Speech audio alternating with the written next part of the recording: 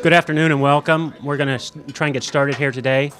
My name is Dean Reuter. I'm director of the practice groups at the Federalist Society, and let me thank you all for coming out in the inclement weather today. We very much appreciate your diligence in getting here. Welcome to our program on regulation of the Internet. This program is brought to you by the Telecommunications and Electronic Media Practice Group of the Federalist Society. And we're going to proceed in a bit of a different manner for us.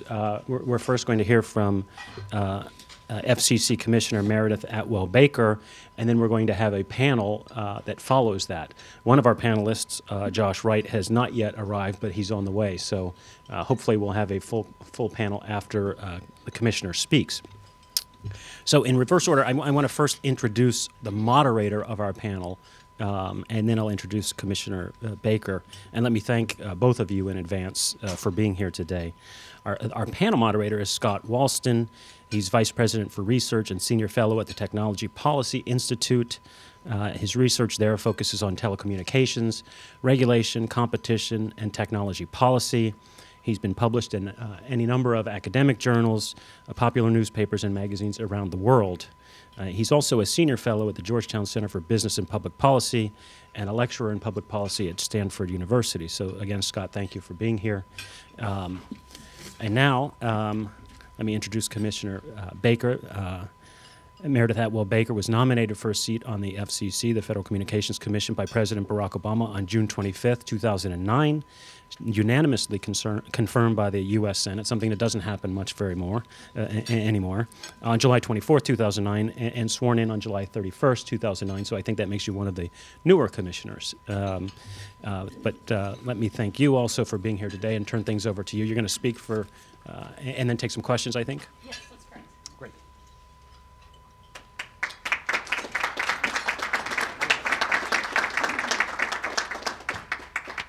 All right, you guys, thanks for braving the snow. Kind of amazing.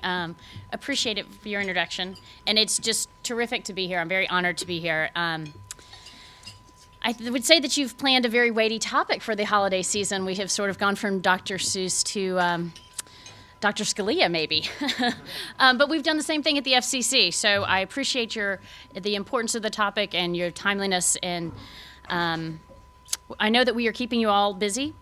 I can only imagine the amount of law review articles that are going to be written on our topics on net neutrality. Obviously, I probably goes without saying I'm going to talk about net neutrality here. If I talked about something else, you would scratch your head. So I was thinking about it kind of on the way over here.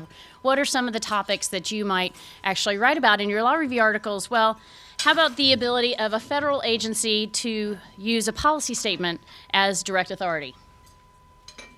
The contours of a federal agency's ability to legislate on pressing matters in absence of an up-to-date authorizing statute. Okay, what is left for the FCC to regulate if the courts strike down the chairman's view on net neutrality? Alternatively, what can't the FCC regulate if the courts uphold the chairman's view on net neutrality? I could go on. But instead, I'm going to get right to my point. You know, we had red meat for lunch today, so I'm all ready, all set, all fired up. As you guys know, the Commission plans next week to adopt rules to mandate that the government will decide how Internet networks are managed. We do this against the will of the courts, which have told us that we lack authority to act, and Congress, which has asked us bluntly not to act, and definitely not to act this month. While that should be more than sufficient reason, net neutrality is also the wrong policy to drive investment, jobs, and opportunity into the Internet economy that this country so desperately needs. I'm alarmed because we have two branches of government, the courts and Congress, expressing grave concerns with our agency becoming increasingly unmoored from our statutory authority. By seeking to regulate the Internet now, we exceed the authority that Congress has given us and justify those concerns. Just 8 months ago, the D.C. Circuit Court ruled unambiguously that the Commission failed to make its showing that Title I-based net neutrality protections were within the FCC's authority. Nonetheless, we stand ready to follow the very same course, preparing under Title I to adopt policies far more intrusive than those previously rejected under the same legal analysis. Now, as I read Comcast, I see no invitation to go back and think creatively about how to contort the statute to discover or discern new authority without an appropriate statutory hook. And I see nothing that has changed so significantly in the past 8 months with respect to our statutory authority to suggest a different outcome if, or let's be honest, when our action is challenged. Congress is equally direct. Over 300 members of Congress have expressed concern with the Commission's approach to regulating the Internet. The new majority in the House Energy and Commerce clearly asks the Commission not to rush out an order by the year's end. In the Senate, Kay Bailey Hutchison has stated that she was troubled that the action would occur without congressional input. Not mincing any words, Chairman-elect Fred Upton has said plainly, now it is time for the FCC to cease and desist. And just yesterday, 29 Senate Republicans, including Senator McConnell and the entire leadership team, expressed continued opposition to the chairman's announced plans, calling them an unjustified and unnecessary expansion of government control over private enterprise. They implored the chairman to reconsider his decision to regulate broadband services. When so many elected officials express concern and ask an agency to allow Congress to take the lead, the only appropriate course is to defer, particularly where, as here, the Commission's authority to act is just so lacking. The facts, or lack of them, don't help the chairman's case. They only make it worse. The Commission has identified no market failure or systemic public interest harm that threatens the open Internet. We have looked everywhere for problems to solve and are still left with the same old handful of dated, isolated incidents to try to justify sweeping, industry-wide rules. Instead, what we see is billions in investment across all sectors of the Internet economy, almost $500 billion contribution into the economy. We see consumers benefiting from new services, faster connections, and the latest and greatest applications. We are putting all of this at risk. In short, unless something dramatically changes before next Tuesday, 3 unelected officials will effectively be doing what Congress could or would not do, passing into law a new bill and writing accompanying legislative history. We will adopt implementing regulations for a statute that has never been enacted, exercising their own discretion and judgment. They will create new jurisdictional limits, delegating to the Commission an unbounded regulatory power to adopt policies to promote a particular vision of the Internet. This is way beyond philosophical or policy difference of how to best preserve the open Internet. It is a partisan, big government intervention in a rapidly evolving sector that has flourished without a heavy hand. And it goes to the broader question of the proper role of an independent agency whose operation is increasingly divorced from the limits of its statute. Congress is right to ask the FCC to stand down. I would like to focus on 3 particular points that weigh heavily on my analysis in this issue. First, Chairman Janikowski's letter to Chairman Barton states that the Commission has authority to act under Section 706A and B of the 1996 Act. I respectfully disagree. We didn't before Comcast, and we don't today. I would like to reiterate my broader process concerns. It is true that this proceeding is over a year old and that the chairman has held 5 workshops and has sought comment on the original proposed rules. But it is equally true that the vast bulk of that work and those comments are from the beginning of the year, before even iPads and 4G. More pertinent, the core public comment occurred before dozens of closed-door FCC meetings were held with a select handful of special prominent interest groups and large companies. And before Chairman Waxman socialized the draft bill on which our proposed action is supposedly based. Finally, I want to underscore a fact that is often underlooked in the policy debate and the press. This is not a parlor discussion or a dry academic debate. While it is interesting to know what's going on at the 8th floor of the FCC, I'm much more concerned with what is going to happen in the networks, and I'm worried. I'm worried about what it will mean for consumers and innovation in America. Reams of documents filed in connection with the National Broadband Plan, as well as in the open Internet dockets, tell us that networks are undergoing a phase of rapid evolution and investment to manage the exploding demands of broadband users. It is hard for me, at least, to know precisely what and where the future networks will look like. but it will surely involve some mix of sophisticated wireless technologies and advanced broadband networks. These networks will need to support exponentially more traffic generated by consumers, businesses, and even things that we encourage to rely on the internet for virtually everything that they do. The chairman talks about preserving the internet status quo through this network neutrality item. I say we need to enable the future. Our action next week will not, to my mind, come anywhere close to doing it.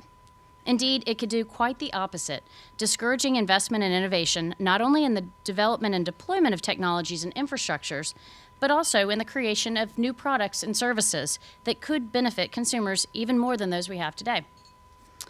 To take one example, it is reported that wireless for now will receive different treatment in the item. Some contend it should be subject to the same comprehensive restrictions as other types of networks. Because I believe in the very near future most broadband networks will include both wireless and wireline elements, we cannot ignore the laws of physics and the fundamental challenges you encounter when you transmit massive amounts of data over wireless network interface to a consumer. If we are serious about promoting the deployment of next-generation wireless networks, our analysis must reflect that wireless more now than ever, that it is different. That the technical and operational constraints of cell site demand, capacity-constrained spectrum, and growing interference challenges must be addressed. We must not act in a manner to undermine the very technologies that we want to see deployed. This is all the more true given our limited ability to meet the exploding spectrum requirements, at least in our near future. Chairman Jankowski really does deserve credit for seeking to make the Commission a model transparent agency. Doing the right thing in the next few days would be the clearest manifestation that this objective has been met. Fundamentally, there is no crisis that we must resolve necessitating a rushed decision this month. Our data-driven process has yielded no systemic problems. Yet, the chairman delayed the December open meeting and circulated the draft in the dead of night. To make matters worse, the Bureau introduced nearly 3,000 pages into the record on its own motion days before the vote, leaving precious few hours for the public or my overworked staff to assess their importance. As I have said before, I think we have the opportunity to do this right, to demonstrate our good faith in working as partners with the new House leadership and to deal openly with the facts. If this agency is to operate in the most transparent and inclusive manner, we should proactively put out a copy of our net neutrality draft for comment today. The comment cycle can be short, but putting some sunshine on what we are doing would inform our process. The future of the internet is at stake, and 3 million jobs connected to the internet. Input, especially from network engineers and experts on our specific proposals, would help curtail any unintended consequences.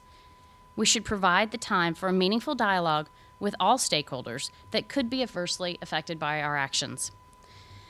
Now, I realize it's all too easy to say no. November's election reinforced my long-held view that it is incumbent upon all of us to seek out a sensible, consensus-driven middle ground. With respect to network neutrality, that ground can be gained if we recognize that these issues can be resolved by other than affirmative regulations. As a start, to the extent net neutrality rules are sought out of a perceived concern that ISPs will act as gatekeepers, our efforts are better directed at facilitating advanced wireless network entry.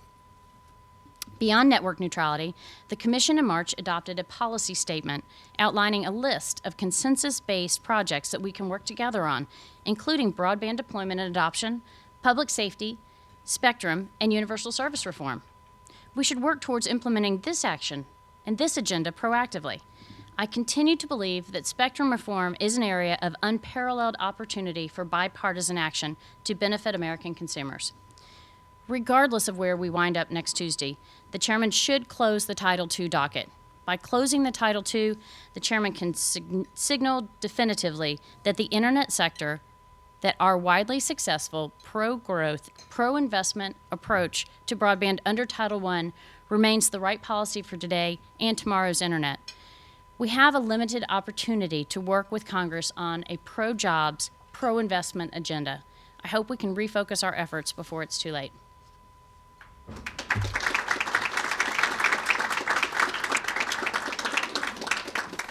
I know that lately I haven't been getting very many questions because I think it's kind of clear what I think. But I'm happy to take any kinds of questions that y'all have. Again, with the caveat that obviously this draft, we can only speak hypothetically about the draft. We're not really allowed to talk specifically about the provisions in it. No questions? Okay. The old idea of using Title II, a reclassification, the old idea of using Title II as a reclassification mechanism, is there any chance that might be revived, assuming that this current effort runs into trouble in the courts? I think that the Title II docket is open. That's one of the reasons why I call for the Title II docket to be closed. I mean, I think at this point there's probably still a chance that, who knows, Tuesday we could go with the Title II effort. The chairman still has to get votes from Commissioner Clyburn and Commissioner Copps, who have made their stance on Title II very clear. In fact, it's pretty clear where Commissioner Copps and Clyburn stand, and it's pretty clear where Commissioner McDowell and I stand. So we'll have to see where it actually comes out. I know that there are discussions ongoing between the two Democrats as to what it might take for them to get on board. What we actually have is an industry consensus with the chairman's office. We don't actually have consensus on the 8th floor at this point.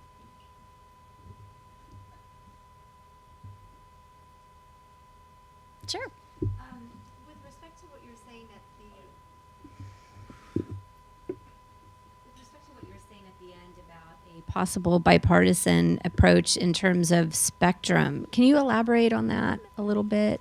Sure. Spectrum issues. I absolutely. Spectrum is sort of what I consider the most important thing that we can do at the commission at this point. It's clear that we have, with the new devices, with the innovation, with the everything that's going on in the wireless world, we really need to look to bring more spectrum, but not just 500 megahertz of spectrum. We need to bring the right spectrum to the wireless market. So, I've actually given a recent speech on 4 things we could do to bring 4G more quickly to the United States, and what I kind of advocate for is for us to look at spectrum in general and take a short-term, medium-term, and long-term plan and make it very clear to the operators what spectrum we're looking at, what's going to be available. To me, a more effective inventory of our spectrum, what's out there, a more flexible use towards that, and a database would really encourage more efficient use of spectrum. So we need more spectrum. We need more efficient technologies using that spectrum. We need to encourage smart antennas, cognitive technologies. All of these things are going to help us address the growing spectrum surge, and I think we're going to need to kind of attack it from all of those ways. And what I mean by, when I mentioned it in my speech, is I think that if we're looking at ISPs as being gatekeepers, the best place to do is that you need to build more roads. Gatekeepers, more roads. That's, to me, your wireless can be your 3rd, your 4th, your 5th, and your 6th path into the home. So I think the answer is more competition, and the way you get that is really focusing on something like more wireless. Yeah, Scott. So you raised the point about Congress basically asking the FCC not to do anything about this. But how does that interact with the idea that the FCC is supposed to be an independent agency, and that the definition of an independent agency is one that's not subject to political pressures, or that's not supposed to be subject to political pressures? What's the right way for the... Since this is a campaign promise, I would say that supposed is probably No, a good reason to use in and here. there's a big question about whether agencies should even be independent in the first place. But Right, what's which the I right agree. way for the FCC to consider these kinds of pressures? We from are Congress? absolutely. I thought that Senator Johans did a really good job the other day at the FCBA lunch. He said, here's a man that's been mayor, governor, cabinet member, and now he's a senator. And he said, when I was Secretary of Agriculture, I really thought agriculture credits were the best thing, and I couldn't believe those idiots on Capitol Hill wouldn't enact them. And he is like, but it was their job as elected officials to figure out how that tax structure was going to be done. I feel the same way. I think that's a good analogy for where we are. Now he's in Congress, so he's elected. He goes to the state fairs and he shakes hands. He's the one that can decide whether agriculture tax credits are the way to go or not. I think that we are the expert agency, so we can help advise Congress, but we have no clear authority in the statute. So I think it's going to be turned around by the courts, but I think the best foot forward, and I do think that we need new statute. So I think the best foot forward is to work with Congress to enact, to get their direction on what they want us to do with broadband and net neutrality.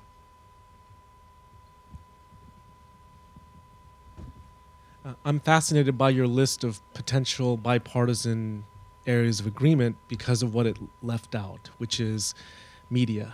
The FCC is preparing a future of media report that's supposed to be released early next year.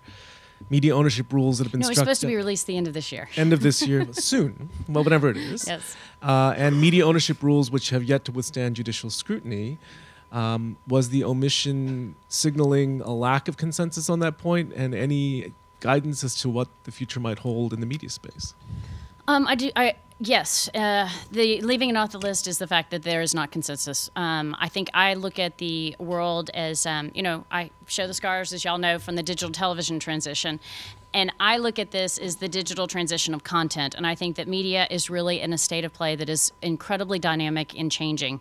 Where you see classified ads no longer being valid, you see Craigslist and eBay surging. So I think that we are at a time that is changing. I think, as you have probably all read and seen on television recently, Commissioner Kopp's speech, he feels very much that the government needs to be involved in making sure that the old media stays alive. So I think at this point there's not consensus in media, and so my guess is that we probably won't move forward much with anything.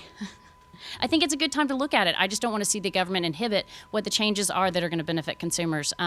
Yes, people aren't reading newspapers as much, but you've got community bulletin boards and on the internet that are kind of having you be more involved in your community than you ever have before. There are pluses and minuses of where this new media landscape is going, and I just want to make sure that it continues to thrive.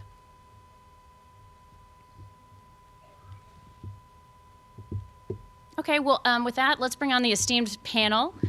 You guys have a great day. Thanks for being here in the snow. Okay, so we'll move right into the panel, and we're going to go in the order that people are sitting. From my right, we have. I'm just going to very, very quick introduction so we can get right to the substance. Not to imply that people's names aren't substance, but you know. So first we have John Blevins, who's an associate professor at Loyola. We have Christopher Yu, who's professor of law, communications, and computer and information science at University of Pennsylvania. Chris Libertelli, who's senior director of government regulatory affairs for Skype. And we have Josh Wright, assistant professor of law at George Mason, and who is also the first scholar in residence at FTC, currently represented by Elijah. So, John. Yep. Thanks, Scott. I want to thank the Federalist Society for having me. Thank Commissioner Baker for being here. I've heard it's kind of busy at the FCC this week, so I'm glad you could take time to meet with us. I also want to start by telling the audience sort of how lucky you are. American Airlines delivered me yesterday at about 7. My suit was delivered at about 2 a.m. So I came dangerously close to having to do this in my pajamas. So everyone has dodged a bullet there. So anyway, so I want to start that I regret kind of that this issue has become so polarized, because I think there's this traditional view that this is a traditional, are you for regulation or are you for deregulation? And I think these issues don't fit in that framework very well. And I think we've seen a lot of misperceptions about that. And I think, respectfully, I would disagree a bit with, calling it big government intervention with a heavy hand. I think yesterday's the Senate Republican letter sort of shows the same misperception that this is just a traditional dispute between people who like regulation and people who like deregulation. And I think it's more complicated. So what I want to do is I want to make the conservative case. I'm not a conservative, but all my family is, which makes Thanksgiving really fun. We have a debate about whether Barack Obama is the worst president in the world or whether he's going to destroy the earth. That's sort of the range of the debate in my house at Thanksgiving. But I do want to make the conservative case for regulation in this sphere. So I want to start out that I think this panel, although it's a fine panel, I think it's misnamed. I think it shouldn't have been called regulation of the internet. I think it should have been called regulation of broadband access, and that's much different. The internet is much different than the way that you access it, broadband access. And so what we're really talking about today is regulation of local access networks, the wires to your house, in your neighborhood. And people in here know this, but the local access networks have unique economic characteristics, they have unique physical characteristics that make them, I would argue, relatively uncompetitive, uncontestable. And so almost every sort of net neutrality or open networks debate is sort of a debate about the economics of local access networks. So people know this, but there are a couple of trends I think that you should be aware of. These problems are getting worse. I think that competition in the local access market is actually getting worse, not better, at least with respect to high-speed services. You've heard a lot about the duopoly, and people throw that word around. But I think it's, according to the recent data, we are trending toward a high-speed cable monopoly. So I think the access market is actually getting less competitive. The other problem is the terminating access monopoly problem, and that's getting worse too. And what I mean by that is, let's assume that the access market is perfectly competitive. I can pick between 1,000 access providers. This is, glorious choice of access providers everywhere. Once I pick one, once I pick Comcast, the Googles and the Skypes of the world have to go through Comcast to get to me. So there's a terminating access monopoly as to me, and that poses a lot of regulatory and economic challenges.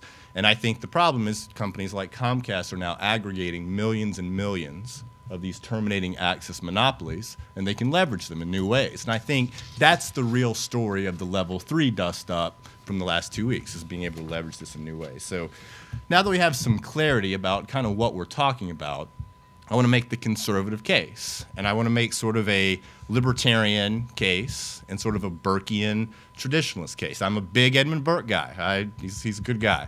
So I want to make both cases. So to begin with the libertarian case, and this assumes you're a libertarian for instrumental reasons, I think the basic issue is that all the reasons that libertarians generally oppose regulation, those same reasons to me support regulation in this context. And let me explain what I mean.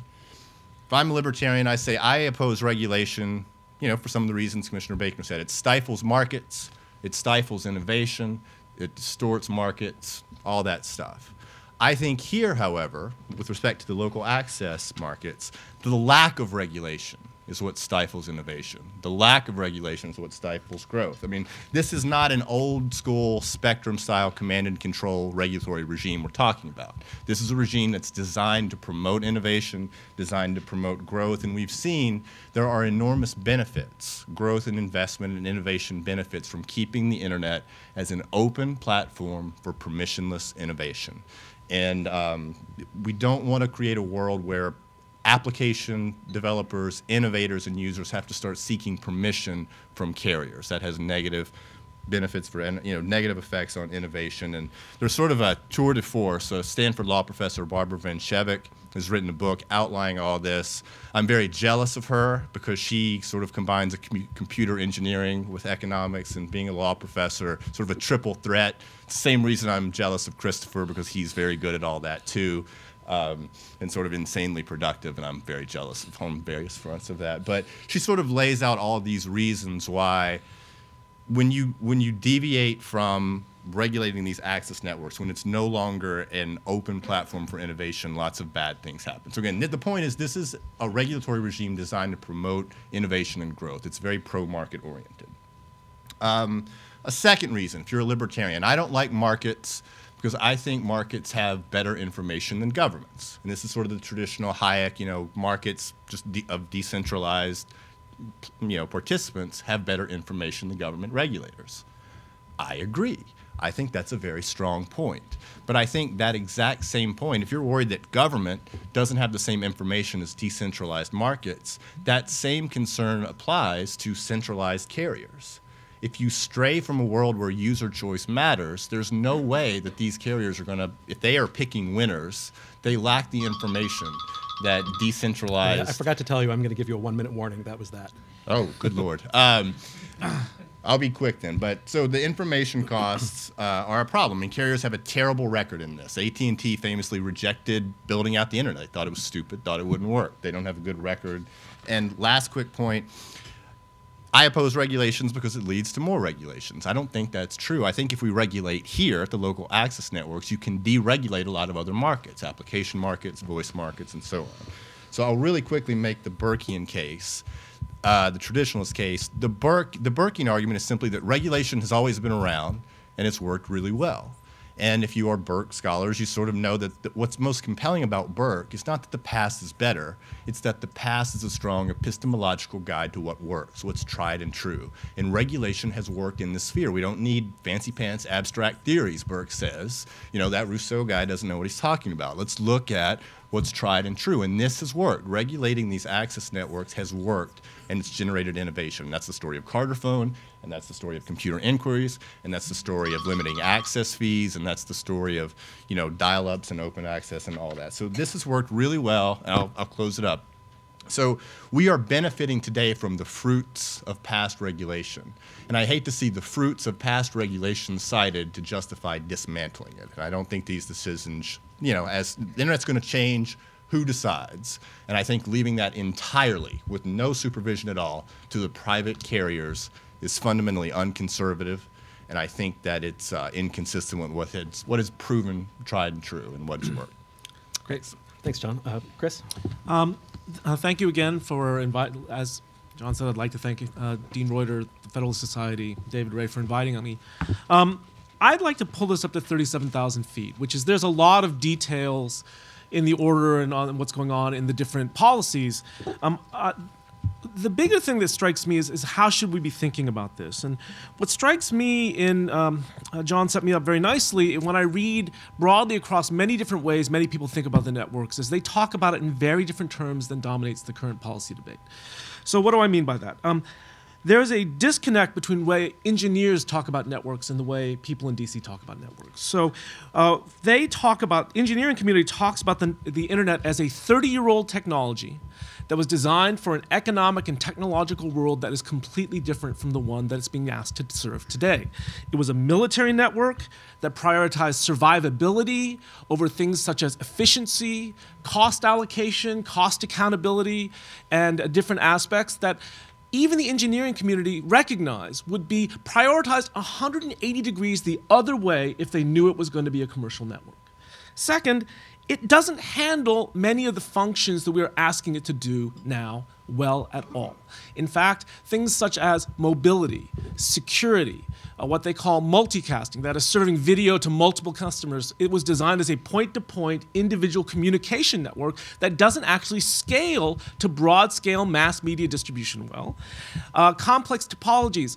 People talk about multi-homing. You have more than one connection to one computer. The internet for years didn't know how to do that at all, and still struggles to deal with that in an effective manner. If you have two connections, you would like to balance, reduce your congestion by using both of them equally. If I have two cell phones, I want to use up the minutes that I've already prepaid on both of them before I start paying on a per minute basis. The internet doesn't know how to do that. It's in fact programmed to shove everything down a single pipe until that pipe breaks, and then it picks the other pipe and shoves it all down that way. And it's a fascinating thing, whereas the internet, I mean, you read the engineering literature, and they say the internet is broken, and that we need to think about new, different ways to make it work better.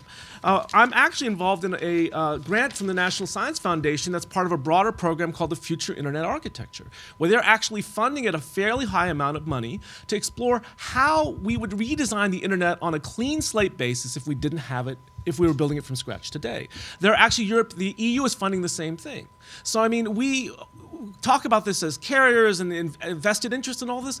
This is not what's motivating the National Science Foundation in the EU. It's a real deep-seated belief that, in fact, we have an internet which we're placing demands on that are completely different than everything before. I actually have a book coming out this spring on AEI Press that talks about the fact that we seem to be looking at the internet through a 1995 lens, where we think about a very narrow range of users using a very narrow range of applications, that is primarily email and web browsing, through telephone-based technologies in a world of simple topologies and simple business relationships. You know, peering in transit, tier 1, tier 2, tier 3. And it goes through it says all those statements in the modern 2010 world are false. That we have an incredibly diverse set of users in terms of both their numerosity, but in terms of also in their diversity. The applications are completely different. One of the things about email and web browsing is they're basically file transfer applications. That is, the performance of it depends on when the last packet arrives. And when that happens, your email pops up or your web browser pops up. Streaming media doesn't work that way. It cares about not just when the last packet arrives, but when all the intermediate packets arrive. And so what does that mean? You can actually reorder packets if you have enough room, and not degrade anyone's performance by simply making sure that the streaming media packets come in a nice steady stream without actually delaying the arrival of the last packet of a web browsing at all. And all of a sudden you start to see these new solutions pop up that have a lot of promise. And then, in fact, the business topologies, we're talking about things such as secondary peering, partial paid peering, all these new innovations which are enriching the space beyond, sort of two-size-fits-all interconnection agreements into a much more diverse range that actually make a lot more business models possible and is fostering a lot of innovation in ways that I'm worried that if we take too narrow a view or too backwards looking a view, we'll lose the benefit of. And there's a whole series of implications I draw in the book about changes in the optimal level of standardization, the migration of functions from the edge to the core, the formalization of governance. The internet largely runs on an honor system right now, and when you get big numbers like this, the honor system stops working so well. More complex pricing, the role of intermediaries. The internet, they've been predicting the death of wholesaling forever. It hasn't happened, and it's forced us to reconsider, well, what roles are these intermediaries playing beyond what we normally think of?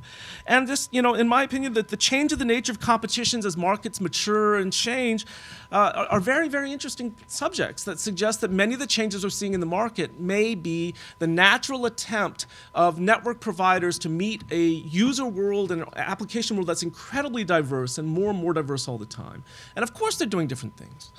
And in fact, what it brings out as a broader point is that, in fact, that a backwards-looking approach actually threatens innovation. That, in fact, even if this was right in '95, which is to me a contestable proposition, the changes since '95 means that it's only natural we should expect the internet to innovate and to evolve in response. And what's interesting to me is that, in fact, if you read the economic literature, they say that standards changes and standards competition are evidence of innovative health, not anti-competitive behavior. That if you see a world that's dynamic, of course you expect the standards to change. And that, in fact, right now, security has no way of being implemented in the network properly. Congestion management has no easy way of being implemented in the network properly. And these are exactly the kinds of things we need. I can't pass up the opportunity to at least engage John on some of the points he raised. John mentioned that the debate has been polarized. I actually think it's more polarized in the NGO community and in the press here than it is really in the underlying politics. 78 House Democrats have written the chairman saying, don't do this. You have in the docket an overwhelming number of state representatives and mayors, primarily from rural areas and small towns, saying, don't go forward with the Open Internet Initiative. They're overwhelmingly Democrats. I can't remember, there are scores of them, and I think only one was from a Republican. So the idea that this is the traditional politics of left and right, to me, are just inherently false. To me, it's actually about building out smaller areas, lower density areas, where increasing the cost of building out networks will make it harder to achieve the plans of the broadband plan, which Scott worked so hard on to help make a reality. The other thing is when they talk about, when John talks about a cable monopoly, it strikes me that just 6 months ago we were talking about a fiber monopoly, and that in fact what we see is we see people hopping around based on this, and the answer is we don't really know. We have an LTE deployment that's scheduled to happen this calendar, if not it's imminent. People say, oh, it's never going to do it. I always love Bill Gates' quote, we always overestimate what we do in what can accomplish in 2 years, but underestimate what we can accomplish in 10. If you think back 10 years what we were talking about, it just blows you away. 10 years ago, we thought the AOL-Time Warner merger was the end of history. As it turned out, it was just the end of $200 billion of shareholder value for the Time Warner shareholders. And the idea is if we were all so smart, I don't think any of us would be sitting here right now. We'd be clipping coupons on the beach and really enjoying ourselves. So, I mean, but put that a different way, the empirical studies suggest that the kind of access requirements that we're talking about, we're finally seeing them for next-generation networks, actually deter investment. And defeats the kind of solution that Commissioner Baker is talking about. And that, in fact, we do have better and better actual peer-reviewed scientific evidence about what the effect of that's likely to be. John mentions the terminating access monopoly. I actually think that that is a badly misunderstood phenomenon. That's an artifact of specific pricing. It's actually not a general result in ways that people don't understand. It's actually key to particular pricing regimes. And lastly, he talks about Carterphone.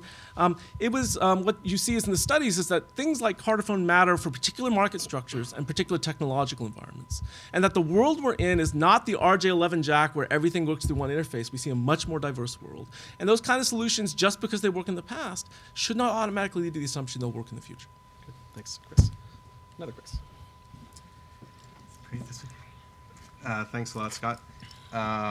and I wanted to make essentially 4 points about net neutrality. And I do, but before Commissioner Baker leaves, I did want to say a quick word that, even though we disagree with the commissioners who take a different view of net neutrality than we do, what we hear is a real battle of ideas going on between the commissioners, and that's a good thing because we think we can win the battle of ideas. Where we get most discouraged is when this debate does become polarized and over-politicized, because that basically serves no one's interest. My 4 points are, one, to discuss your view of net neutrality, I think, depends on what kind of policy, competition policy and innovation policy you want for the country. The second thing I just want to talk briefly about is why Skype got into this debate. It's not an academic debate for us. We got into this because we experienced some real blocking behavior by the carriers. And then the third point I want to make is really about the doctrinal underpinnings for net neutrality. And the fourth is just a quick comment on Chairman Janikowski's proposed rule. The point about the right policy environment, I think, just to review our history, in 1996, when AT&T was not reintegrated into the local access networks, they fought for provisions in Section 251 of the Telecom Act that were basically about network sharing, right? We call that intramodal competition. And then the idea was that would be sort of a jump-starting process that would lead to the second state, which was vibrant intermodal competition. And I worked for the guy that took a backseat to no one when he championed the cause of intermodal competition. The regulations that were necessary to develop intramodal competition, network sharing, unbundling, all that, are vastly different, and I think this is a really important point, are vastly different than the kind of things that Chairman Janikowski and his Democratic colleagues are considering now. Much more heavy-handed. The rules that we're talking about today are much more lightweight and calibrated to what matters, I think, to internet companies. And for us, the right policy outcome is not intramodal competition or intermodal competition. It's what we call is multimodal competition, meaning you want it all. You want competition at the access layer, and you want maximum amount of competition at the application layer, right? And that's why we stand in favor of a network neutrality regime that is both pro-investment on the network side, but as well on the edge of the networks. And so why did we get involved? We got involved in this debate because, and I'm going to speak mostly about wireless here, we experienced specific blocking behavior in this case in the States with AT&T and Apple agreeing to wall off the iPhone platform from VoIP applications. Now, the important thing to know about that is, application stores exist at the application layer, and they can make choices as they see fit. But what we were talking about was consumers buying access to 3G services, mobile internet services, paying for that access, and then all of a sudden a network operator contracting with Apple to say, no, you don't actually get the whole internet. You get some subset of what we call internet access. You won't be able to use this connection you paid for to make a voice over IP call, in our case, Skype. Because it's all bits, right? A web page is largely the same in terms of the network, the cost it imposes on the network as, say, a Skype bit. We thought that was an arbitrary kind of distinction and was really done not for network management reasons, but for anti-competitive reasons. This led us to file our Carter phone petition, which attempted to use the history of Carter phone and update it for the interests of internet companies, in our case, software operators.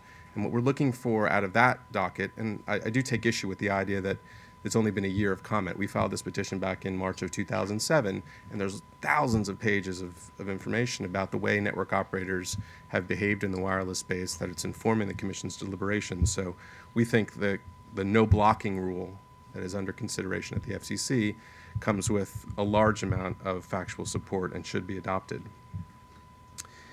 The other thing I want to make clear, and this was something that I think that was misunderstood during the summer between the network operators and the application providers, and hopefully in our conversations with the agency we clarified this. The economic foundation for net neutrality policy, as John said, is about the terminating access monopoly. In wireless, you hear the operators say, why would you ever want to intrude into this market? You have 4 or 5 choices. Everything is good. And I'm not here to say that there aren't significant innovations and great devices reaching consumers. There clearly are. You can't walk around DC and not see lots of choice. But the point is, We can do better than these existing levels of competition and choice in wireless, and we do better if we have a basic protection for the kind of blocking behavior that Skype experienced back in 2007. And it's that last mile connection, either wired or wireless. It doesn't matter, you could count to 1,000, as John said, and you'd still have a situation where network operators attempt to leverage their access control and extract terms or rents from application providers that seek to address their consumers more directly. Professor Van Scherk, and I would recommend this book to everybody in the audience, in particular, it's a very weighty book, but if you read only one part of it, read chapter 6, where she discusses the history of terminating access monopolies. You know, to folks who lived at the FCC for a long time and have worked there for a while, this is not a new phenomenon. This is something that's been around since the 1960s. And, you know, for folks who worked in the 96 Act, you saw this with the CLEC access charge regime regulation. We're talking about the same thing. It's not a new phenomenon. And I think it does supply the right economic framework for a good net neutrality rule at the agency. The last point I want to make is that sometimes I hear the opponents of net neutrality argue this market is moving so fast, we can't possibly protect consumers in this space, government is just incompetent. And those arguments strike us as too nihilistic, too hand-waving of the problem away, when in fact we have real consumer harm at issue, and I think we can do the right thing for consumers without intruding on the network operators' investment incentives. So on the right side, that seems too dismissive of the problem. But from Skype's perspective, it's also true that rules can have unintended consequences. I mean, I spent 4 years at the regulator, and it is certainly my experience that sometimes a rule that has been adopted can be used in poor ways. So what do you do about that? What you do about that is you adopt a case-by-case framework, right, where the commission must act on specific allegations of harm, on specific facts, and tailor its remedy to the specific facts at issue. That, I think, is the best way to control for the unintended consequences that I hear so many people concerned about. But the end result is one of a virtuous cycle of more and more innovation at the edge and in the core of the networks. This is, I think, why the commission is trying to use Section 706 of the Act. And it may be that they're ultimately unsuccessful at using it, but it's this virtuous cycle of investments in the core and at the edge of the network that they're looking to support. And I think if we do anything after this item, is that we move away from this regulatory myopia about only the network operators' investment incentives and look more broadly at a balanced policy that prefers investment in both the edge and in the core of the networks. So I'll leave it there, and happy to answer any questions that you have. Wow, we even have 30 seconds left. So I'm going to ask a few questions, and then we'll go to the audience. I have some, I think, hopefully some more weighty questions. But first, I want to start with kind of just a petty question to Chris here on my left. That's awesome. Yeah, that's what I'm best at, really. So you talked about you want there to be competition at the network level and at the application level. You're very concerned about blocking behavior. When does that apply to Skype? There was you had a confrontation with Fring back in the summer where Fring wanted to interconnect with Skype, and you cut them off. I was in the airport trying to use Fring when that happened. I was kind of pissed. So what's the difference? Explain that to me. So we didn't cut Fring off. They withdrew their service from the Skype cloud. They were running instances of Skype. Skype's a peer-to-peer piece of software, and they were turning it into a server-based application. But the specific answer to your question is that network neutrality doesn't apply to Skype. Does not. Does not. Network neutrality is about one product that cable and phone companies provide, and that's internet access. This whole proceeding is about whether that terminating access control is leading to less innovation and less choice.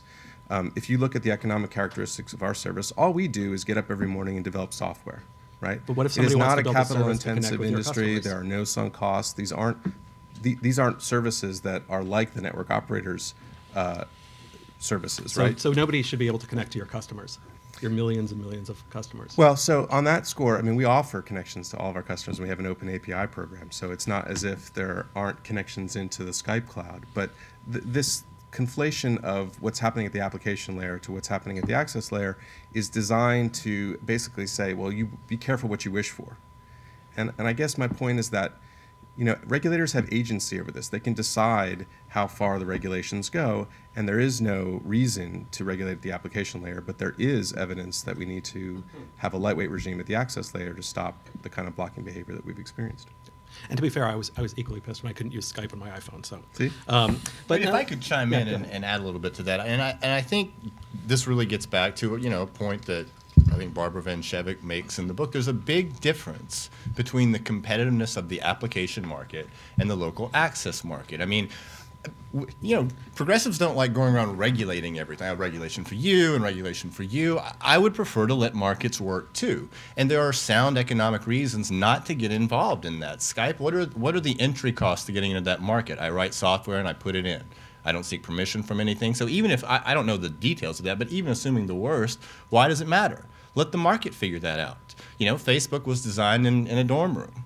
Google was designed by graduate students. There aren't the same barriers to entry that exist with local access networks. So I think that shows the point. I don't care what Skype does. I care what the people who own the uncompetitive and uncontestable access lines do. And I think those are very, very different. Do you want to say? Well, I mean, what's fascinating to me first is we've heard a little love fest on both sides of me about the book by Barbara Van Schewick. I will tell you, I think it's a wonderful book. I think it's an important one to have. Many engineers disagree strongly with the conclusions drawn because there are disputes between engineers underlying every single one of them. One of the fascinating things to me is if an economist told you, here's the answer, we now know better, right? We'd say, okay, what's the other side? Because the opinions are as many as they can be. If a lawyer tells you, here's the answer, you definitely look for the other side, right? When an engineer says, this is the answer, we all go, oh, okay, that must be the case. And when you actually read the engineering literature, you've discovered they're just like economists and lawyers. They're all over the place. They're disagreeing. It's like, no, you're absolutely wrong, and then state a statement in the most absolutely categorical terms that you can possibly imagine. And what you really need to do is to, and one of the things I plan on doing, starting at the Duke Law Journal's Administrative Law Conference, is to start to flesh that out. The comment that's made here is software has no barriers to entry. And the catch is, we've been talking about this for a long time, starting with the Microsoft monopoly. We're looking at Google's dominant position based on its search position. And we talk about network economic effects, anchoring people if we get large. This is why we enforced AOL to open up its instant messaging system, even though these are largely software platforms running across the top. What we start to see is that there may be learning effects, network economic effects and the like that affect that as well. I'm not saying that they're different in character from the fixed cost, but in a world where we're moving to spectrum-based, and in fact there's a resale market that brings it into contestable markets, that's radically changing. And so the idea that's so blithely stated that software is inherently different, there's a big literature out there that's looked at install-based problems in software that realizes that there's potential for problems there. Now, my reaction is I wouldn't regulate either one of them. But to say that there are no entry barriers in software, to me, ignores a huge economic literature that's been exploring exactly that in some major antitrust cases. Let me ask a question. Christopher makes a fair point. It's not as if we're saying that there's zero entry barriers or a perfectly competitive market. I think what we're saying is it's different. And one of the differences that I think gets lost is really the structure of the Communications Act. Congress said, we think communications is different than a lot of other industries. Why? It's because, in particular, broadband is used as an input into a whole bunch of other things that we value as a society to make us more productive, right? Small businesses use the internet to reach out to distant markets. There are all these externalities, all these good things that happen because people have access to broadband. And I think it's for that reason that we're going to take a slightly different approach and use the agency, the FCC, to monitor those networks because they do have this outsized importance to our national economic future. John, you said that you thought one potential result of a good result of a net neutrality rule, and I don't know whether you meant the one that's being proposed right now or more generally, was that you thought it would lead to sort of less, you didn't say litigation, but sort of less regulatory arguments. So suppose that there was such a rule. How would it have affected the current level 3 Comcast debate? Comcast saying it's peering argument, level 3 saying it's a net neutrality argument. Would it have made any difference? Well, I don't really see that as a net neutrality argument, so I think that's different. What I was talking about more, if Vonage and Skype have a level playing field and we protect these local access networks, why on earth do we need to keep regulating phone networks? That's what I mean. And I think the same could be true for the video market. I do not think that we're there yet. I think Luke is still in training and not quite ready to, Netflix is not quite ready to face Vader yet. It still needs some little help. But if we protect local, this is an internet panel. I can bring up Star Wars references, right? But if we protect those local access networks in time and Netflix grows, we can get out of maybe some video regulation too. So I don't see the level 3 Comcast fight as that. I mean, no one really knows because we don't know what the agreement says. But it looks like, and I think level 3 doesn't have completely clean hands, but I think what it shows is that Comcast can now sort of change the dynamics of the bargaining power and say, oh, you want to be a CDN on our network? Well, I'm going to actually charge you a lot more for that because you have no other way to get to my subscriber. So I don't really see it in that light. And one thing, if I could just briefly mention, because Christopher makes a lot of good points about, and I think that's a legitimate concern. Like, should we be worried about changes? There are problems with the current internet core and we need to do all that. Even if you concede all of that, even if you say the internet, yes, has all these problems and we need to fix it, that's not the issue. The issue is the manner in which the change comes. And what I would argue, if we have problems, we need to do it in a way that maintains the features that have always worked. And in particular, I think we should maintain application agnosticism. However you want to change it, if you want congestion controls, if you want prioritization. I think a lot of people, even on the net neutrality side, may not necessarily oppose it. What they oppose is application-specific prioritization, letting carriers create a world where they can pick and choose the winners. If it's application agnostic, if it's user empowering, I think people don't have problems with it. So no one's talking about you can't change, you can't get out of the 90s. What people are saying is we want to change in a way that reflects these traditional things that have worked really well, and that's application agnosticism, user choice. I mean, the internet was designed for all types of technologies. It was technology agnostic. It was self-consciously designed for new applications and new technologies, and wireless too. And I don't see any reason why that same principle can't be applied to wireless. Does that mean no prioritization? Because that would have to be app-specific? It doesn't. No, I think I'm not completely anti-prioritization. I am anti-application-specific prioritization. And I think that's the real harm. I mean, I think there are arguments that a bit is a bit, and maybe you shouldn't have prioritization at all, but I could live with a world that has prioritization that is user-driven and application agnostic. But I mean, what strikes me is this idealized conception of the internet that's discussed in DC. If you talk to read the engineers, I can pull you 3 quotes from big hitter engineers that says, the internet is not neutral and never has been. A point that's made frequently is no protocol does everything well. And if you ask an engineer, what protocol should you use? It's like, what are you trying to do? What are your costs? What are your flows? There is no magic protocol that does, and every protocol does certain things better than others. And it's going to favor inherently, based on the architecture, certain applications. So the best efforts internet we have today does that. And in fact, there's a bunch of great initiatives out there about how to vary that. There are people talking about better than best efforts routing. There's people talking about worse than best efforts routing in ways that can actually optimize things for things like peer-to-peer. But on a more broad level, we talk about application agnosticism. The internet today is not application agnostic. In fact, one of the nasty little things everyone says is DPI, deep packet inspection, has got this terrible name. Every internet provider samples all of its traffic and does deep packet inspection to scan for security threats. They're not only application specific, they're also content specific. And the idea that we have this notion that, oh, there's the internet packet and no one ever looks inside it. If you actually talk to the people who are running the networks, they say, of course we do. And there's not a major provider who doesn't. So this idealized conception, which you often see in the diagrams where the packets just get seamlessly passed through the network without any observation, blinks reality. So the question is not, my concern is that regulating a world in which that becomes problematic will stop our ability to do a lot of the things that's making our internet work today. Forget about, in addition to innovation in the future, and that we really have, there's a sort of a naivete to it, because my biggest fear, though, it goes to an old line by George Stigler, which is the most durable forms of barriers to entry are government regulation. Which is, if we say you have to provide access to best efforts internet traffic, that means you lock in an interface where at this interconnection point, anyone who hands to me traffic configured the way the current internet does, I have to take it. Now, what that effectively does is locks an interface into place for all time until we get a regulatory change to move it out of there. And I have to serve that point where whoever shows up their data configured in that traffic. What we've seen over time is interfaces that were once natural interfaces collapse. My favorite ones about this were the original computer ones, where disk drives used to be separate machines and used to have a separate CPU, and now we integrate them in. We all know Wi-Fi cards used to be a card. Now you can't buy a laptop without it. Now they're integrated. Power sources used to be separate devices, and they're all getting sucked in. And there was a whole bunch of antitrust suits saying, "Oh, this is anti-competitive. You're wiping out a market." And the answer was, that's not, it doesn't make sense to provide them as separate products anymore.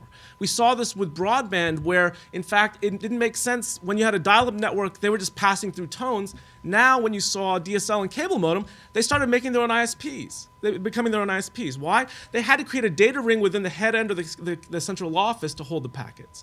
Well, if you've got a data ring already, which you didn't need before when you're just passing through voice, monomodulated tones, if you got the network, cut the deal with the backbone provider and become your own regional ISP. It became much more economical for you to do that yourself. And what we see is this constantly changing set of interfaces, and my concern is by regulating one into place, it gets stuck in the face of technological change. Chris, with respect to prioritization, one of the examples of why prioritization might be important is always as Chris said, when packets need to arrive on time, which is obviously a big deal for Skype. And so maybe for voice, it's doesn't become such a problem because voice is relatively lightweight, but video is heavier.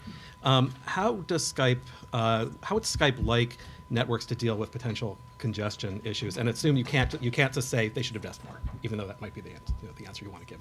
How should they deal with this? Well, because presumably, or I guess, because I'm under the assumption that would affect your service, and if that's a wrong assumption, then you should correct that. Right. Well, and it goes to Christopher's point about these interfaces and whether they're locked in. So right now, before I came here, I did a 5-way video conference from Singapore, London, and DC with 3 of us in DC, and that it was a high-definition video conference, 720p on my computer at home, and these were conversations happening on the best efforts internet. So now we have innovated in a way that allows us to dynamically use the bandwidth in a way that's most efficient. That's our special contribution to Skype, and that's why it works. But it's not binary, I guess is my answer to your question, which is to say, if the agency acts on Tuesday, they will act in a way that doesn't lock the interface into place. They will, my expectation is, offer the carriers substantial flexibility to offer managed services, which are the services that would allow, say, a super high definition 10-party video conference to happen at QoS guarantees that approach 9 nines of reliability. That's unaffected by this rule. This rule is really about protecting the way most innovators like Skype and others have reached their consumers to date, but it doesn't mean at all that we're not going to be able to evolve into a place where QoS guarantees are more prevalent. But I would say this: networks today in the States are regional. Nobody has figured out how to deliver QoS across network boundaries. Nobody's figured out a way to do the business rules for the settlements and all that. So it's not regulation that's holding that up. It's actually some other things. Chris, are you actually opposed to the current, what seems, even though we don't know the details? The answer is the case-by-case aspect, I'm not, because that's something I've been pushing for a long time, and that actually is an area of consensus in the industry. The problem I have with case-by-case is where it puts the burden of proof. It actually puts the burden of proof on those who would like to discriminate as to put in some sort of prioritization regime, as opposed to those who want to deviate from it. And the problem with that is the ambiguous case goes away. I mean, because what we know is that when you put forth a new process that may or may not benefit consumers, if you've never done it, you don't have the data to carry off your proof. And that if you actually say, okay, before we'll let you do that, show us that it benefits consumers, that's an inherent obstacle to allowing that innovation to happen. What's interesting is Chris says no one knows how to do end-to-end QoS. And this has been one of the great puzzles of the problem. And it's been an economic problem, not a technical one, about, you have 4 hops and 4 autonomous systems on a setup and takedown basis. How do you resolve that economically? We're starting to see those solutions happen. The two are, one is the new prioritization regime that's taking over is one called multi-protocol label switching, or MPLS. It used to be just internally within one enterprise. They're now seeing two bilateral MPLS handoffs, where they're actually able to ensure some degree of QoS through two enterprises. The other big example that's happening right now is there's a research organization called Internet 2 that is basically supporting research universities. They're often pointed to as the big opponent of prioritization because they testify to that effect. They have a system called the Interoperable Network, ION, which is basically a virtual circuit technology where you get dedicated resources on a set up temporary basis where you set up a resource reservation end-to-end to handle these huge big transfers. So these people who were in many ways university-based researchers, often the paragon of openness, understanding there are circumstances in which you need it. If I have a problem, it's not with Chris's suggestion of a case-by-case. I'm actually on board with that. The devil's in the details about how that's implemented. I think everyone would agree to that. But what's interesting to me is there's this overarching debate reflected that open equals good. And I guess my reaction to that is open is one business model. And that, in fact, what we saw, the fact that one actor is doing open makes it more likely that someone's going to try something different just to try to survive in a competitive world. My case in point, IBM versus Apple in the PC days, the old Apple Macintosh. Everyone criticized the Macintosh for locking it down. IBM opened it up, and it had a great run. IBM's not making computers anymore. Apple still is. Now, maybe it didn't have the big heyday that it had, and maybe it became a niche product. They're still extremely popular products. People criticize the iPhone for being locked down. Well, first, I don't see the competitive problem. They have 25% market share. They're not even the market leader. And, in fact, their market share is declining. So, I mean, the idea that people are saying, oh, this is locked-in platform, we got to pry it open, the market's going to resolve this. And, in fact, if they are a different business model, Android's going to kill it. And that's what's happening right now is Android's gaining market share at its expense. I'm not going to tell Apple, you've got the wrong business model, open equals good. I think that's for Apple shareholders to decide, and they take their chances, and they've got a product that's making a lot of people happy, you're getting a lot of people unhappy, and in fact, they live with those consequences. That's it.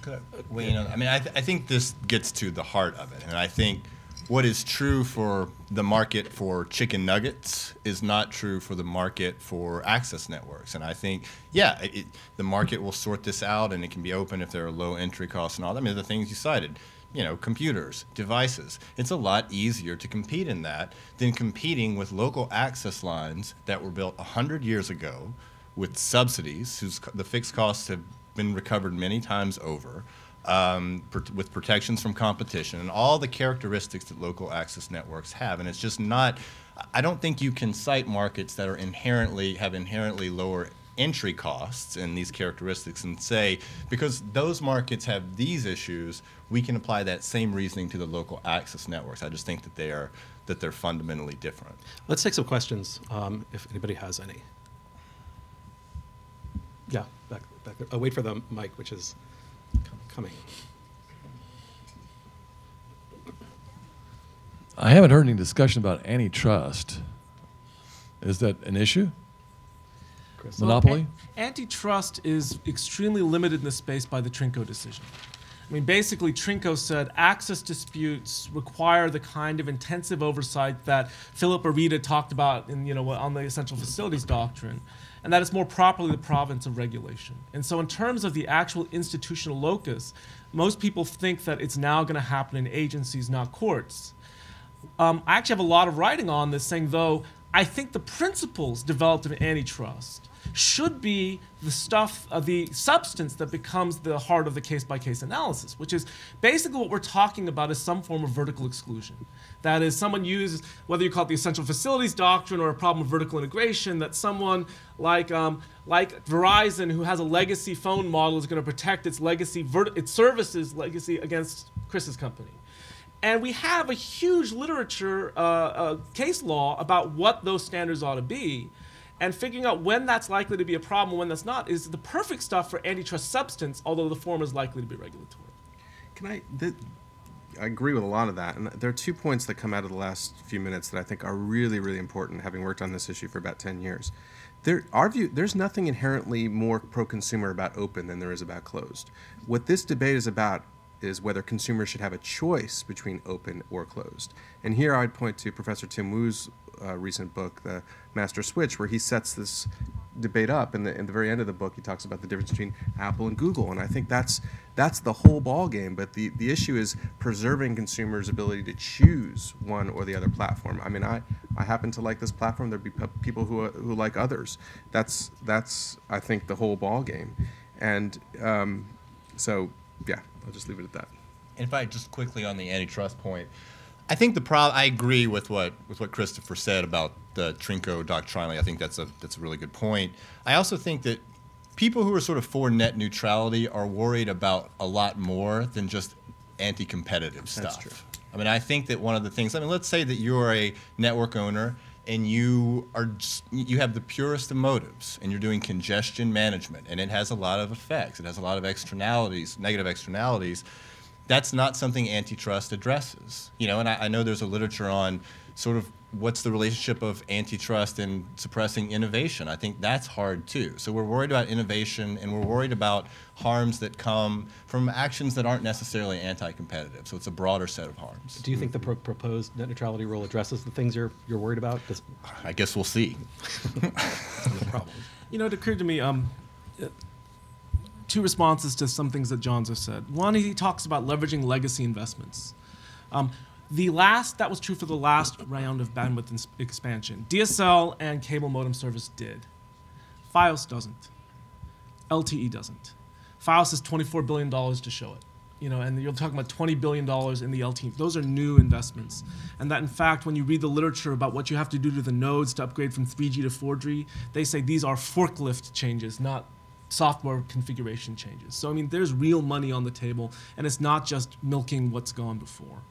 Second, the more I think about this, the best example I can think of for application discrimination is in wireless. Most wireless networks openly throttle video and peer-to-peer. Why? They have so little bandwidth that one user will suck up all the oxygen that's left for the room. And if you want the best example, any of us who read the Acela when they first deployed Wi-Fi service, remember in the back of the seat card in front of you, it said, please don't download video. Because if you do that on this, there won't be any bandwidth left for anyone else. And that's an open example about it's a limited resource, and in times of extreme constraint, you've got to do those sorts of things. The broader question, what about the non-economic stuff? There's a huge, I wrote, this is an academic's favorite moment. I wrote an article on this in the George Washington Law Review talking about sort of the free speech and First Amendment arguments. And the point I would make is that many of them think of this as a phone world, a person-to-person communication. The internet is now mass communications. And guess what? Mass communications means editors. I don't crawl the internet every morning and see what's happened. I'll go through all the nodes and figure out what's going out there. I don't have time. I go to some sort of intermediary, whether it's a blogger or an email aggregator who's sending me those bulletins every morning, or a search engine, and let them do the work for me. So the question about intermediation is not if, it's who. And as of right now, we've got a statement about who's the most effective intermediary is going to be. And right now, it has to happen at the application layer. And what we're starting to see is an open contested possibility about who that should be. The catch is, the traditional notion of First Amendment law is that we're not going to say who it should be. We do have one statement about who it shouldn't be, and that's the government. There was an attack on the state action doctrine going back to the legal realists. It never worked. We still have it. And the point that's always struck me is when Larry Lessig writes, code is law, therefore the code we have affects the speech, and therefore the government should regulate the code. To me, that's a non sequitur. Because what it says is that, in fact, if you're trying to tweak the code because you're trying to affect the speech through it, that's the one thing you're not allowed to do under the state action doctrine. In fact, what we ought to have is this nasty, brutal, disorganized scrum, which is free speech, fighting over who's going to be the controller over that. But the idea that we have of an unintermediated world is just is nirvana. That's a nirvana fallacy problem, which we're never going to have, because it's not a question of whether we're going to have an intermediary. That's inevitable to me. Other questions? Yeah. Hi, Braden Cox with NetChoice. Should have known that when I saw regulation of the internet was code for net neutrality. But I will steal from this for my question, because I think it's deserving of taking a step back here. What it asks here whether the Federal Communications Commission really is the agency that should be, the regulatory structure here. If we're talking about anti-discrimination, if we're talking about case-by-case enforcement, well, who better than the Federal Trade Commission to a certain extent? What are your thoughts on that, or do you think that could be the agency of the future for this debate, or do we really want it to have it the FCC, which to me seems like it's been pretty dysfunctional on this issue for the past few years, to no one's benefit, really? Well, I'll offer, I don't know that the FCC is any more or less dysfunctional than the other parts of the government, but I'll say this. I do think this is the kind of thing that should be at the FCC, and this has become more clear to me as we've had more discussions over the summer about, what's at stake in this proceeding. So Skype offers a consumer lower cost international calling rates, right? That's been the subject of a lot of FCC precedent, and to the extent they're going to act under Title I of the Communications Act, they may act in furtherance of protecting their established policy in this space. And you can go on and on. You can talk about local phone service. You can talk about video programming. There are things that Congress has invested in the agency that are central to the Communications Act that I think are connected to net neutrality policy. And so for that reason, I would say it's better placed at the agency, but not to the exclusion of procedural norms that may exist at the FTC, like case by case or other process improvements that they could adopt, because I think the agency has gotten a little sideways of some of the detail around their complaint process, and we need to streamline that. I agree. The FTC has actually said openly they don't have the apparatus of ALJs to actually handle this, and so they would require a large investment that way. Actually, the FCC has a long legacy of case by case. Merger review is a constant complaint. Then we never got the equivalent of merger guidelines, and we end up having, essentially, they talk about that. And it took us a while. I guess we're getting a better idea of what that means, although the hang up on the Comcast merger is always interesting because on their historical norms, it should have been approved. But what's interesting to me is the FCC actually does have a long history here. To show my old geekiness, it reminds me of the computer inquiries. Which is we have a legacy of them regulating exactly this way. And to me, the watchouts there are the two big fights in the computer inquiries were protocol conversion and vertical switching services. Protocol conversion, they wanted to make long distance digital. But guess what? They had to manipulate the data, and change the form to make it digitized and then demodulate on this end. They said, although you have to do that on an open basis. And AT&T said, I don't know how to do that. Because we're making a interface that's fundamentally incompatible with everything that's existed before. They had to get a waiver, because it technically violated their non-discrimination rules. Vertical switching services, caller ID, they said the cheapest place to do that is in the phone switch. Why? It already has the information of where the call came from. They said, no, you have to do that on a disaggregated basis with computing power at the edge with a certain conception of what functions are done by the edge and the core. And this is true with voicemail and all these other things. And it delayed it by 10 years. And there's a great study by Jerry Hausman at MIT that at the cost of about $8 billion in consumer welfare annually. And people started to calculate these things. So when you start to create a certain conception, and regulation has to, about the way the network's configured, anything, new innovations that deviate from that needs a special waiver or at least a case-by-case approval to get through it. I do think the FCC is the right place. I would love to see that burden of proof switched. And if I could jump in just quickly on the FTC, I think there's some room, especially as broadband services and mobile services play an increasingly important role. There's a job for the FTC on the consumer side. This is sophisticated legal jargon, but I think the FTC should do consumery stuff. And I feel like FCC could do more technically stuff. But I think there's definitely room for, with disclosures and bill shock and things like that. But I think the FTC, I think part of this sort of depends on the jurisdiction battle. It's possible that if the FCC acts and it gets struck down again, and the FCC may have no jurisdiction here. And I think in that case, there's an even stronger case for maybe the FTC to go, maybe more expand just from a consumer point to more of a competitive point. Because that's the problem. A lot of these things, congestion, managed services, are they helping or are they anti-consumer? Are they anti-competitive? And we don't know. So maybe it's good to have an agency, at least with a credible threat, to keep that honest. I think you had a question, right? No, just a general question. If the panelists had any reflections on sort of the public choice issue that arises when you give the agencies operating the opportunity to favor or disfavor what might be labeled discriminatory action, which there are real rents to be gained by selected players here, and there's a whole history of capture and manipulation of agencies.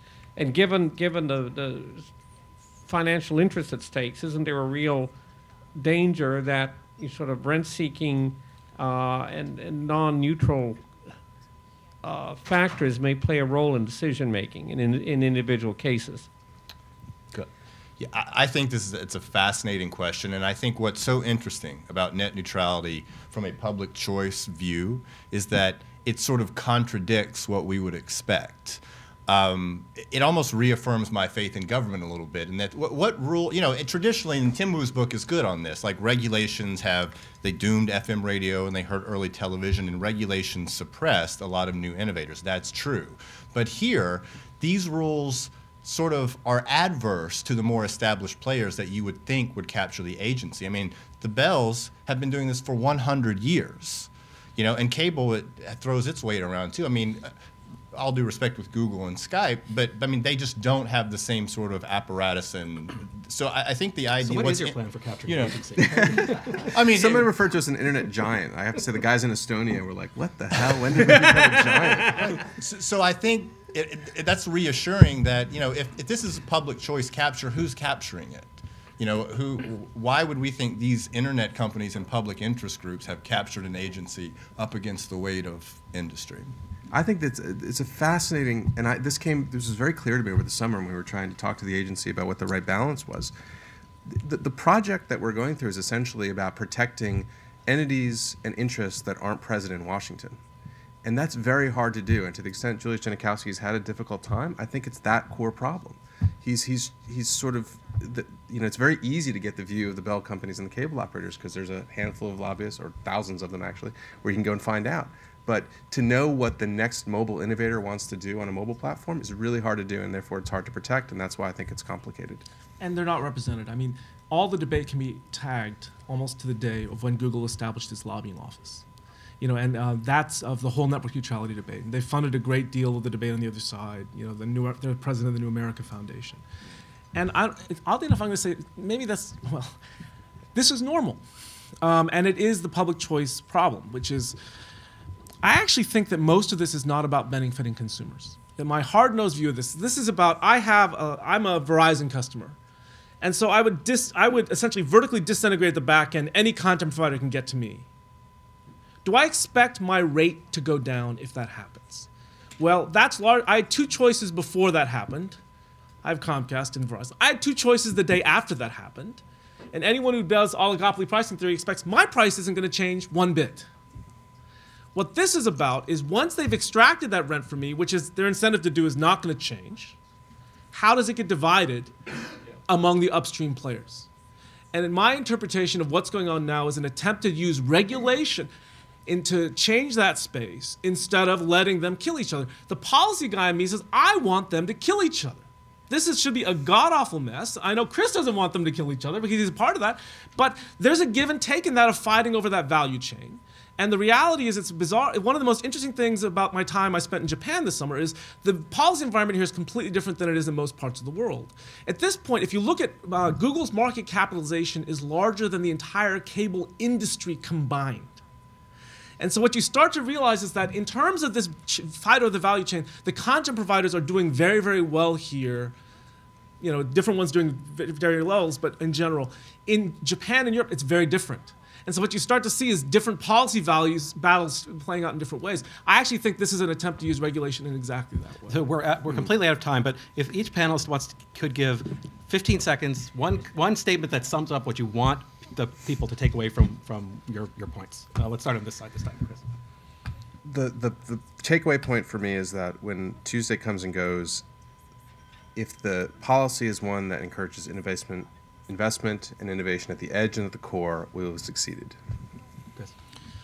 The days of the one-size-fits-all approach to the internet are over.